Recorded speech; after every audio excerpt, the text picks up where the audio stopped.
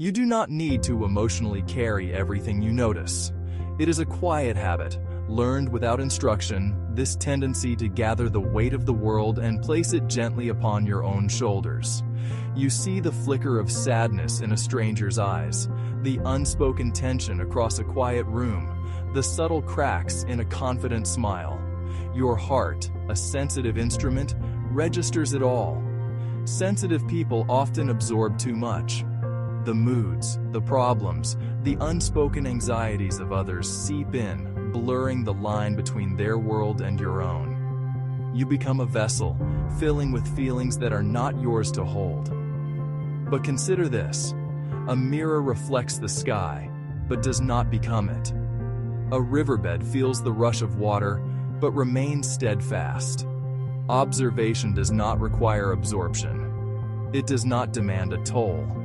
You can be a witness without becoming a container.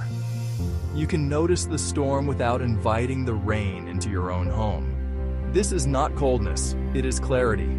It is the quiet strength of a boundary drawn in love for yourself. So, give yourself permission to let it pass through you.